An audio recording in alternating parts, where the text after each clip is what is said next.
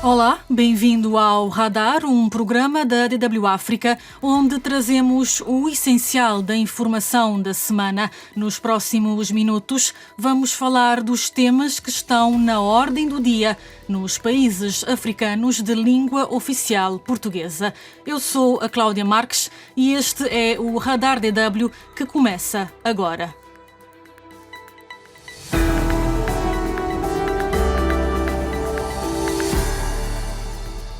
E hoje trazemos o pulsar das cidades de Maputo, Luanda e Bissau. Mas antes mostramos-lhe em primeira mão um excerto de uma entrevista com o ex-assessor do presidente da Renamo, Venâncio Mondlane, que falou com a DW sobre o cenário político moçambicano e a crise no seio do principal partido da oposição.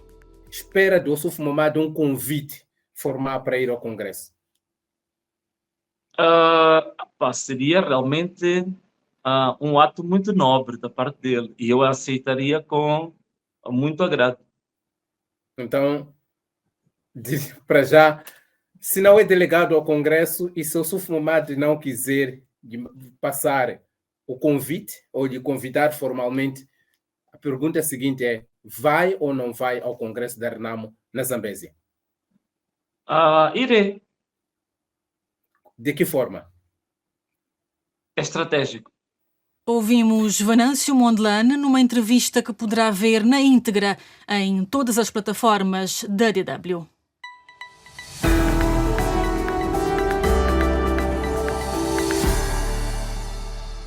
E agora sim, passamos à conversa com os nossos correspondentes. Esta ronda começa em Angola, onde as centrais sindicais cumprem mais um dia da segunda fase da greve geral que, segundo os sindicatos, paralisou hospitais, escolas, repartições públicas, notários e até os tribunais.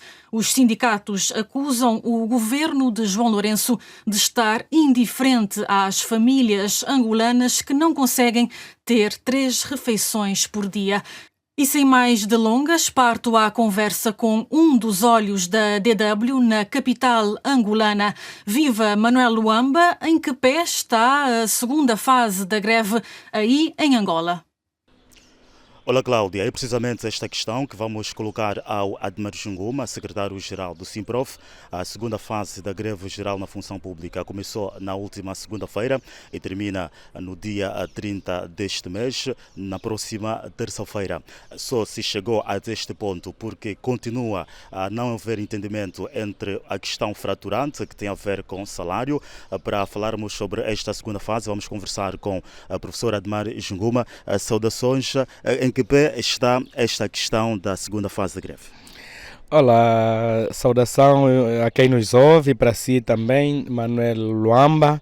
Nós estamos a observar hoje o terceiro dia de greve, uma greve efetiva em muitos setores da administração pública e também em muitas empresas do setor público e privado, de tal forma que nós estamos satisfeitos com os níveis de adesão que estamos a ver numa demonstração, mais uma vez, inequívoca dos trabalhadores, de que estão insatisfeitos com a situação socioeconômica a que estão submetidos. Aliás, nós escolhemos o lema que pode ser visto nesta camisola: a fome não é uma escolha. Portanto, ninguém escolheu estar nesta condição de indigência. Nós vivemos, mesmo trabalhando, vivemos numa situação de extrema pobreza.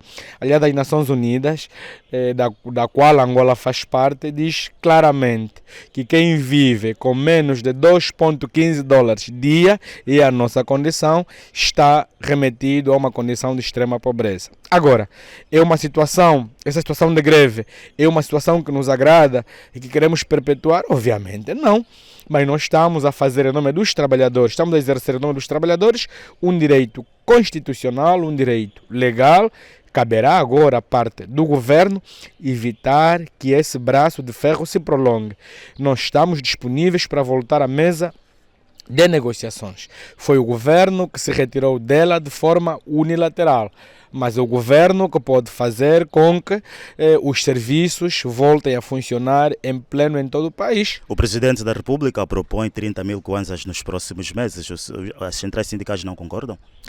Não, primeiro nós não concordamos com a própria medida em si, é uma medida unilateral. Então não é possível que, estando o governo do Presidente João Lourenço, ou estando o próprio Presidente João Lourenço, o governo unipessoal neste país, a negociar por via dos seus auxiliares com as centrais sindicais, com quem ainda não encontrou entendimento relativamente às questões relacionadas com o reajuste salarial na função pública, a questão da atualização do salário mínimo para as empresas, a questão da redução da carga fiscal, estamos a falar do IRT e outras matérias que constam no caderno. Não é possível que o próprio Presidente João Lourenço nos venha surpreender, não é?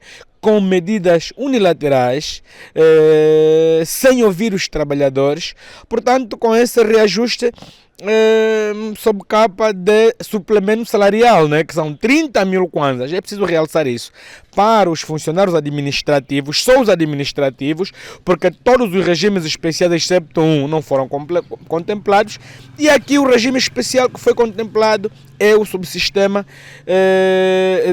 do ensino superior público, que viu o seu salário a dobrar, não é? E, aliás, o governo, ao dobrar o salário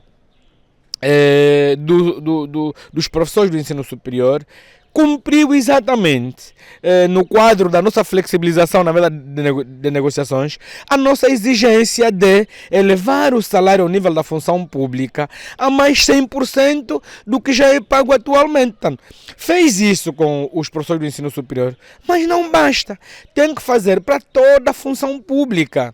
Não é? Porque todos estamos a sofrer. E mais, toma medidas para funcionários administrativos, toma medidas para o regime especial, que nós já mencionamos, mas não há nenhuma medida para os outros milhares de trabalhadores. E para os trabalhadores das empresas públicas e privadas, que também são objeto de governação do próprio Presidente João Lourenço, porque o governo é que cria as balizas, mesmo até para as empresas. Cria as balizas e as empresas executam, mas não há nada aqui.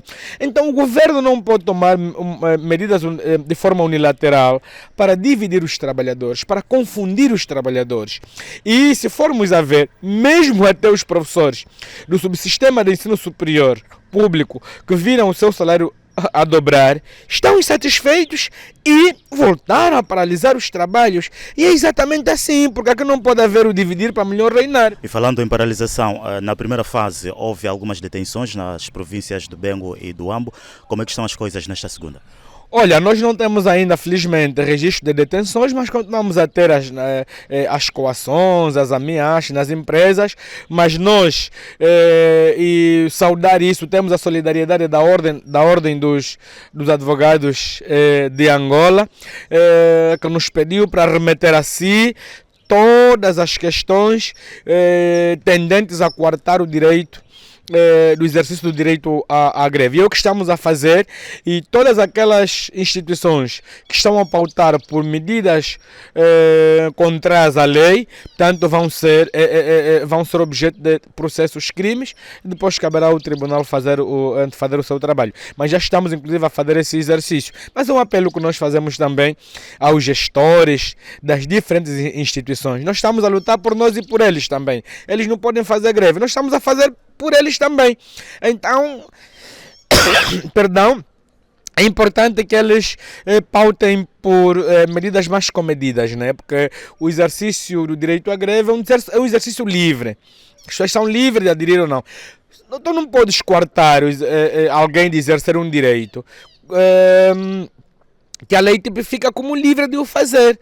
Portanto, há aqueles que decidiram não aderir à greve, são pouquíssimos, não é? E nós estamos a respeitar a consciência e a posição destes nossos colegas, então eles também devem respeitar os milhares de trabalhadores que decidiram aderir à greve. Em 30 segundos, qual é a percentagem de adesão e que balanço já agora faz? Olha, nós estamos ali, esse exercício devia ser feito em cada setor, mas nós estamos com níveis que ultrapassam os 90% de forma geral. Portanto, no caso do setor da educação, que eu represento de forma mais particular, os níveis estão ali a roçar os 100%. Muito obrigado. Aqui as declarações de Admar Junguma, secretário-geral do Simprof, falando sobre esta segunda fase da greve geral na função pública, que começou na última segunda-feira e termina na próxima terça, no dia 30 deste mês. O mês passado também registrou a primeira fase e a terceira, caso não haja entendimento entre as partes, vai se registrar no próximo mês de junho. Manuel Luamba, DW, Luanda. Obrigada, Manuel Luamba, por se juntar a nós a partir de Luanda. E esta paralisação das principais centrais sindicais de Angola decorre numa altura em que muitos cidadãos angolanos temem que o aumento do preço do gasóleo venha encarecer ainda mais o custo de vida. O preço do litro do gasóleo em Angola aumentou esta semana de 135 para 200 kwanzas, de 15 para 20 cêntimos de euro. A medida está a ser bastante contestada, por exemplo, por taxistas que já prometeram uma subida irreversível da tarifa. A DW foi à rua em Luanda para ouvir os angolanos. Eu quero deixar o apelo para que o governo toque na cesta básica. É mesmo a cesta básica que está em curso. Não conseguimos. Há quem tem 6, 7, 8 filhos e não consegue sustentar. Por isso é que agora até vimos pessoas que não são malucas, estão no lixo para ver se conseguem dar de comer aos seus filhos. Quer dizer que os malucos ficaram isentos e os bons estão a ficar malucos. Porque as coisas não estão mesmo bem. Estão caras, a cesta básica está muito cara, o arroz, o feijão, tudo está caro. O fresco está tudo caro. Quanto é o arroz? O arroz está 26.800, a fuba está 16, 17.800 e 700. Pronto, é aquilo que as pessoas não ganham para isso. Há quem só ganha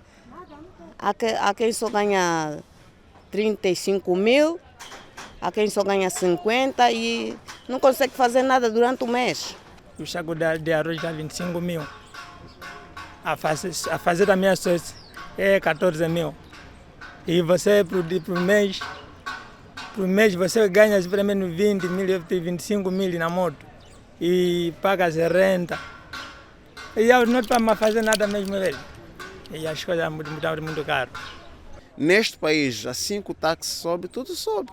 Eu não acredito que o taxista vai cobrar 150, 200, se ele vai pagar um outro preço na gasolina. E quando o taxista subir, logo faz com que tudo suba. A tia que vai no 30 buscar o arroz ou o feijão, vai pagar 500, então ela também vai ter que subir a fuba. Então tem que se criar outros mecanismos. Onde é que andam os cartões dos jumbos? Onde é que andam aqueles cartões que de 15 em 15 dias dava-se nos funcionários públicos? É uma política. Antigamente tínhamos lojas da polícia, lojas da educação, enfim. Então é esta política que o governo tem que buscar e tentar implementar. Se não conseguir dar a loja da polícia, a loja do povo, então o que é que faz? Procura, pelo menos nos funcionários da função pública, dar um cartão do jumbo, da loja A, da loja B, para que ajude as pessoas, porque o país está mesmo tudo a subir, está tudo difícil. O governo havia controlado uma instituição que se chamava IGAI, e essa instituição não sei onde é que anda, porque agora as coisas sobem dia após dia. Tu vais à cantina ou a uma loja de manhã, que encontras um produto a 100 kwanzas, minutos depois voltas para a loja, está a 150. Quer dizer, já não há um controle. Não sei se há um interesse por trás disso. E a cesta básica está mesmo difícil, porque come-se todos os dias. As pessoas, por norma, tinham que fazer 8 refeições por dia. Em Angola já não se consegue fazer nem 3 refeições.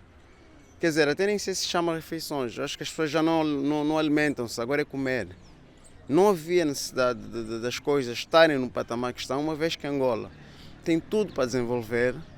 Não adianta quando nós construímos, digamos, só escolas, só hospitais, quando você não tende a ver a situação alimentar.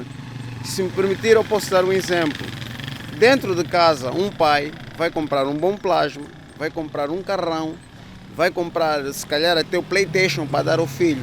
Mas se não pôr a despensa, será que esse PlayStation tem valor? Se você não pôr o arroz, o feijão, a massa, será que aquele grande plasma tem valor? Aquele Bugatti que está na garagem tem valor? Então, num país também é assim. Se você está a lutar para que haja melhores condições em termos de saúde, onde é que anda o Ministério do Comércio? Por que é que a comida que nós temos em Angola é só a angolizar que está a trazer? Onde é que está o Ministério do Comércio para fazer com que o arroz baixo, o pão baixo, tudo só sobe por quê? Há um interesse por trás disso? Ou não há nenhum interesse em ajudar o povo? Angolanos nada satisfeitos com a decisão governamental. E o aumento de 48% no preço do gasóleo é parte do processo de remoção de subsídios aos combustíveis. E de Angola apontamos o radar para a capital moçambicana. A Frelimo já tem data para anunciar quem irá substituir Filipe Nyusi na liderança do partido no poder em Moçambique. A Comissão Política convocou uma sessão extraordinária do Comitê Central para 3 de maio, na qual é esperada a escolha do candidato que vai disputar as eleições presidenciais previstas para 9 de outubro próximo. Em Maputo está a nossa correspondente Cilaide Mutemba, a quem começo por perguntar, uma vez que Nyusi está constitucionalmente impedido de voltar a concorrer, quem está então bem lançado para ocupar o seu lugar? Olá Cláudia, saudações. Estou aqui com o professor Gil Lauriciano. O professor Gil Lauriciano não é só apenas docente, mas também é analista político e com ele vamos falar sobre a marcação deste Comitê Central da Frelimo que está agendado para o dia 3 de maio. Professor Gil, boa tarde, seja bem-vindo. Saudações, seja bem-vindo. Desta vez sai o candidato presidencial da Frelimo. Bem, indo por aquilo que foi anunciado, sim, sairá nesse... pelo menos a agenda do Comitê, da reunião extraordinária do Comitê Central tem como agenda a eleição desse pré-candidato. Agora, não sabemos, né? Não vou dizer que desta vez sai, porque é possível que cheguem lá e decidam fazer mais uma reunião, mas há muita expectativa. Eu espero que desta vez a expectativa dos moçambicanos não seja negligenciada como tem sido. Uhum. Mas, professor, no último Comitê Central, o presidente da Frelimo teria anunciado que cabia à Comissão Política propor os nomes ao Comitê Central. Já existe a data do Comitê Central e já se tem a agenda, entretanto, não se tem ainda os nomes. O que é que lhe parece esta estratégia da Frelimo? Não, eu também faria as coisas da mesma maneira. Por quê? Porque a partir do momento em que a Comissão Política, antes de levar os nomes para o Comitê Central, divulga-os aqui fora, quer dizer, isso vai desencadear uma série de coisas, né, que pode, de certa forma, perturbar o bom trabalho que essa sessão extraordinária se reserva a fazer. Possivelmente existem já os 3 nomes, mas são só do conhecimento da própria Comissão Política. E a Comissão Política talvez não esteja interessada em pré-campanhas entre os tais 3 nomes, prefere levá-los diretamente para o escrutínio pelo Comitê Central. E não havendo esta pré-campanha ou campanha a nível interno, não haveria um espaço para um processo não muito credível, transparente? Não, a grande novidade surpresa que a Frelimo nos deu foi essa, não é? Não permitir que pessoas que assim o desejassem pudessem manifestar publicamente e iniciarem as suas campanhas internas, como tem acontecido, como aconteceu, né, em processos anteriores iguais. Desta vez não.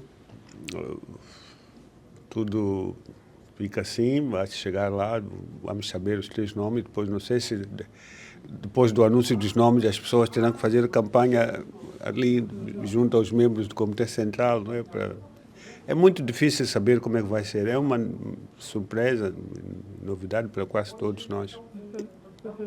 Só uma última questão. Com a marcação deste Comitê Central e a agenda já também anunciada, cai por terra a ideia de que o presidente Filipe Nyusi estaria a forçar um terceiro mandato?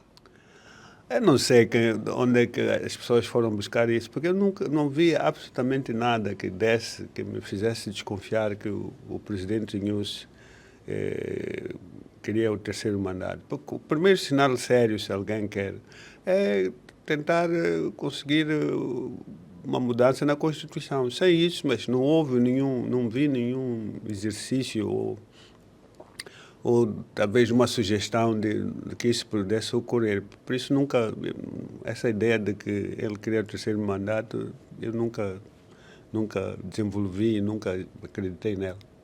Tá certo. Muito obrigada.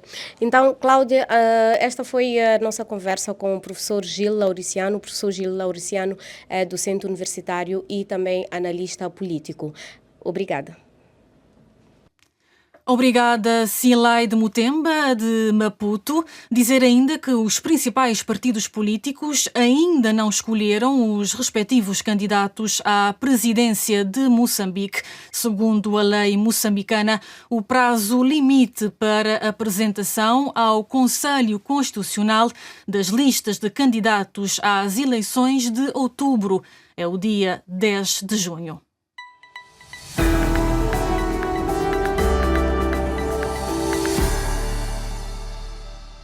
E em entrevista exclusiva à DW África, o líder do Movimento Democrático de Moçambique, MDM, a terceira força política parlamentar no país, não abriu o jogo se será ou não candidato presidencial. Lutero Simango remete a decisão para os órgãos do partido. Nós estamos a transmitir uma mensagem bem clara a todos os moçambicanos de que o país está a precisar de mudanças. O país está a precisar de mudanças. E as mudanças significa colocar a Frelimo fora do poder político. Portanto, tem que haver uma alternância democrática de Moçambique e com estas mudanças vamos iniciar todo o processo de reformas. Nós sabemos que nós temos o nosso Estado. O Estado moçambicano é um Estado dominante. Entanto, é preciso eliminar esse aspecto do partido Estado dominante. O Estado moçambicano não pode ser pertença de um partido político, mas sim a pertença coletiva de todos os moçambicanos. E isso passa necessariamente em revisitar a Constituição da República. A nossa Constituição da República deve consagrar o princípio de separação de poderes. Nós temos de dar mais liberdade ao sistema judiciário. O sistema judiciário não pode estar dependente ao poder político. E isto passa necessariamente que os presidentes dos tribunais sejam eleitos entre os seus pares. E o segundo elemento que nós consideramos muito importante no sistema judiciário, deve ser criado o Tribunal de Contas. Porque na nossa ótica como MDM, não se pode combater a corrupção na base de um discurso político. Para combater a corrupção, é preciso criar mecanismos de combate à corrupção. E um dos mecanismos de combate à corrupção é de termos no nosso país o Tribunal de Contas. O Tribunal Administrativo faz atualmente a vez desse Tribunal de Contas. É isso? Não faz. O Tribunal Administrativo não faz porque o Tribunal Administrativo não julga as contas públicas. O que faz, aprecia a aplicação das contas públicas. Agora, o que nós precisamos é de fazer o julgamento das contas públicas. Lutero Simango, numa entrevista conduzida pela jornalista da DW, Nádia Issoufo, que pode ver na íntegra em dw.com/português ou nas nossas redes sociais. E continuamos o nosso ping-pong com os nossos correspondentes. Damos agora um salto até Bissau, ao encontro de Yankuba Dansó. Viva Yankuba! Esta semana, a subida do preço do arroz agitou o debate político e social aí na Guiné-Bissau. Ora viva, Cláudia! Respondo a partir do centro da cidade de Bissau, não longe do Palácio da República. Como disseste e bem, a atualidade no país está a ser marcada desde a semana passada pela decisão controversa do governo em aumentar o preço de arroz. O arroz é o produto de maior consumo na Guiné-Bissau e a decisão do governo fez com que várias franjas da sociedade guineense reagissem sobre esta situação.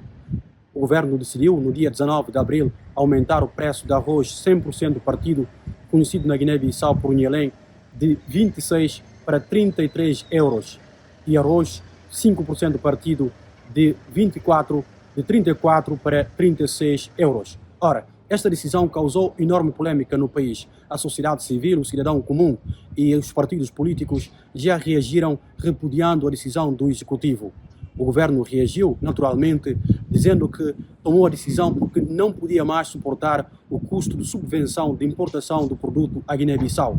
Segundo o ministro do Comércio, Orlando Mendes Viegas, a Guiné-Bissau já gastou nos últimos tempos mais de 6 milhões de euros só em subvenção do produto, do arroz, para a Guiné-Bissau.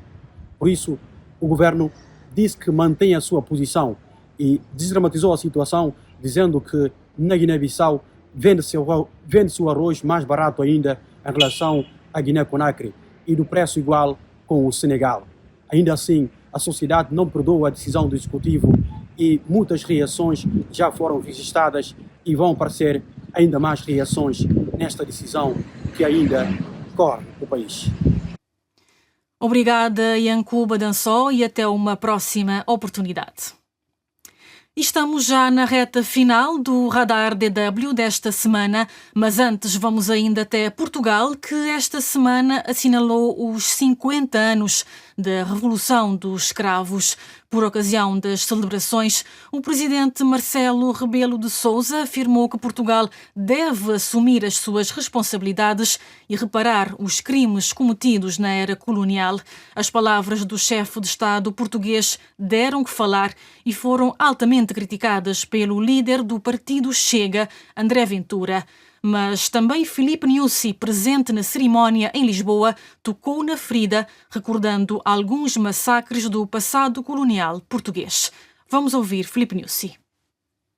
50 anos após o 25 de abril, é tempo de encararmos os fatos históricos com frontalidade, sem revisionismo, mas com honestidade, justiça e responsabilidade para que os erros do passado não se repitam no contexto da civilização moderna, na atualidade ou no futuro. Em Moçambique citamos como exemplo os massacres de populações inocentes em Moeda, a 16 de junho de 1960, de Uriamo, a 16 de dezembro de 72, entre outros perpetrados pela tropa colonial portuguesa. Estes atos nunca atribuídos ao povo português são indesculpáveis, pois desonra a nossa história e merece a vigorosa e perpétua condenação de todos os homens que respeitam a vida e a dignidade humana. E com as palavras do presidente de Moçambique, Filipe Nyusi, chegamos ao fim deste programa. Da minha parte é tudo. Acompanhe o Radar e toda a atualidade no nosso site em dw.com/português e também nas nossas redes sociais.